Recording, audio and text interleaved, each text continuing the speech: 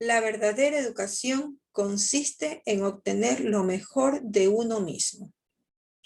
Bienvenidos a Lengua y Literatura de octavo año de Educación Básica. Hoy vamos a hablar de la oración y los modificadores del sujeto.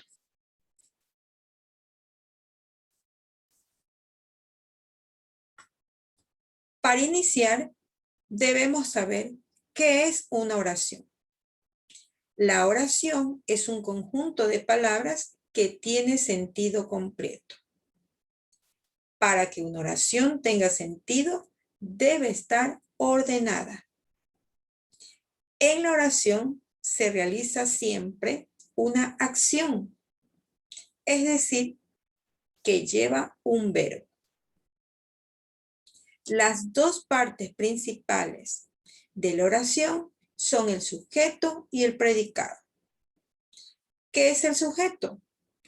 El sujeto indica quién realiza la acción o de quién se dice algo, mientras que el predicado describe la acción que realiza el sujeto o lo que se dice del sujeto.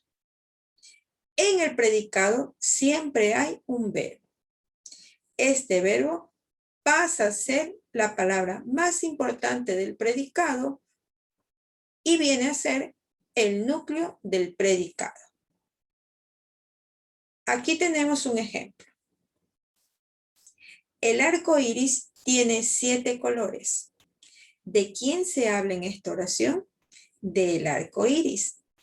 ¿Qué se dice del arco iris? Que tiene 7 colores.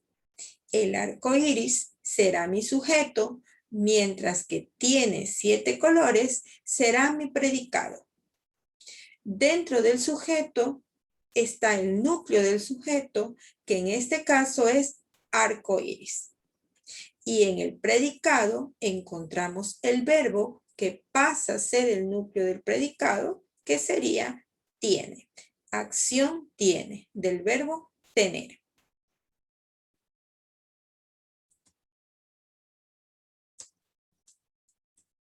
Dentro del sujeto vamos a reconocer los modificadores, aquellas palabritas que acompañan al núcleo del sujeto para modificarlo. Y en este caso tenemos al modificador directo, al modificador indirecto, a la construcción comparativa y a la aposición. El primer grupo corresponde al modificador directo. Son aquellos artículos y adjetivos que se relacionan de forma directa, como dice su nombre, con el núcleo del sujeto, es decir, con el sustantivo o palabra sustantivada. Por ejemplo, la escoba voladora. Podemos reconocer que se habla de la escoba. Y lo están acompañando dos palabritas más. Escoba viene a ser el núcleo y lo acompañan la, que es un artículo, y voladora, que es un adjetivo. Estas dos palabras, la y voladora, pasan a ser modificadores directos, ya que acompañan al núcleo de forma directa, se relacionan con él de forma directa. La escoba voladora.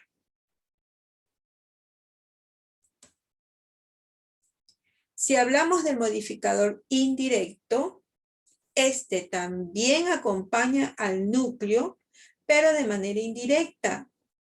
Lo hace a través de un enlace. Generalmente utiliza de, con, para, a, sin. Por ejemplo, mi pelota de colores se reventó en el parque. ¿De quién se habla en esta oración? De mi pelota de colores. ¿Qué se dice de mi pelota de colores? Que se reventó en el parque. El sujeto, mi pelota de colores, vamos a reconocer cuál es el modificador. indirecto. Y me decía que acompaña al núcleo del sujeto de forma indirecta a través de un enlace. ¿De quién se habla? De la pelota. Pelota viene a ser el núcleo del sujeto. De colores, como tiene un enlace, viene a ser un modificador indirecto. Y también tenemos la palabra mi, que está acompañando al núcleo. Como vimos anteriormente, mi pasa a ser un modificador directo. En este caso es un adjetivo posesivo, pero pasa a formar parte de un modificador directo. Entonces recordemos, si existe un modificador directo, como su palabra lo indica, está acompañando al núcleo del sujeto de manera directa, sin ningún tipo de enlace. Está junto al núcleo del sujeto. En cambio, el modificador indirecto lo hace de manera indirecta a través de un enlace, que pueden ser un tipo de preposición, de, con, para, a, sin, entre otras. Esto pasa a ser un modificador indirecto. Claro está, de colores.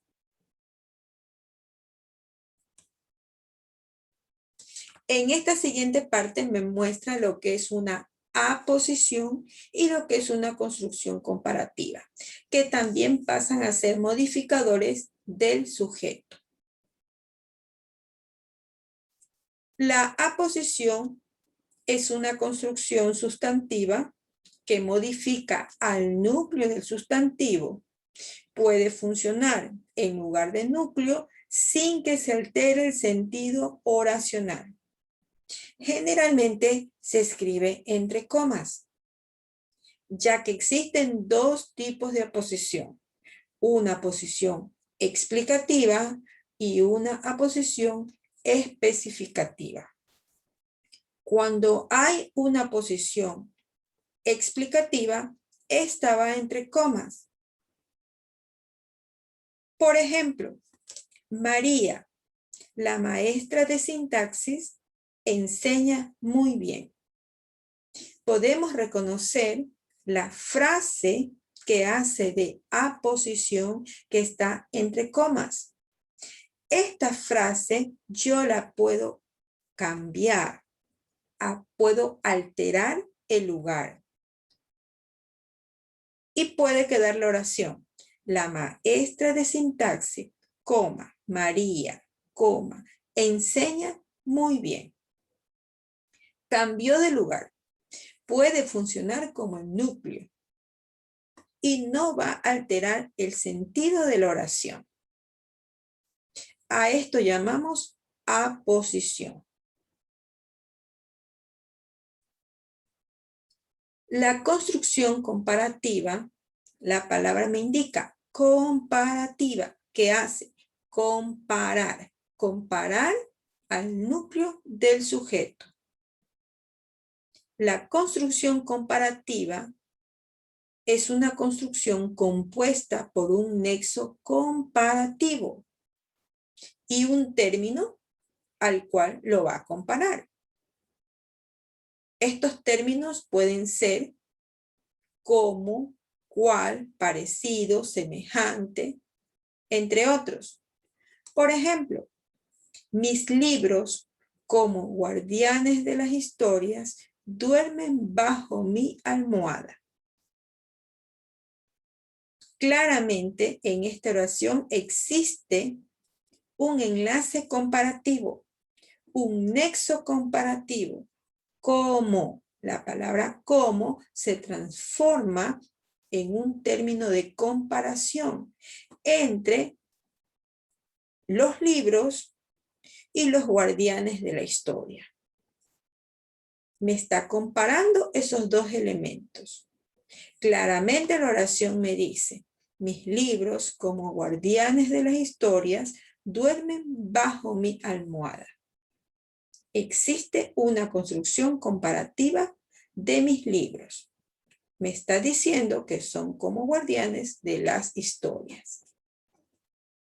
Esto en cuanto a los modificadores del sujeto.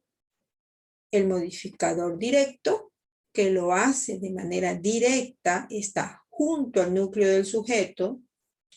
El modificador indirecto está junto al núcleo del sujeto, pero a través de un enlace, generalmente una preposición. Por eso se conoce como modificador indirecto. Y tenemos la posición que modifica al núcleo del sujeto y puede también funcionar en lugar de núcleo, sin que se altere el sentido. Y por lo tanto, la construcción comparativa, que hace uso de un elemento comparativo. De igual forma, compara a otro término, ¿verdad? Y utiliza ese nexo para comparar el núcleo del sujeto con otro término. Esto ha sido nuestra clase del día de hoy, de acuerdo a la oración y a los modificadores del sujeto. Muchas gracias por atenderme.